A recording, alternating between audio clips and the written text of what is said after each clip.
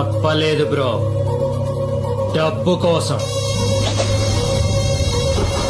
ధనం మూలం ఇదం జగత్. నీకు అర్థం కాదులే, మా తెలుగు మీడియంలో చాలా బాగా చెప్తాడు. అది ఇల్లా బ్రో, ఔటర్ రింగ్ రోడ్కి 5 కిలోమీటర్ల దూరంలో ఉన్న స్వర్గం.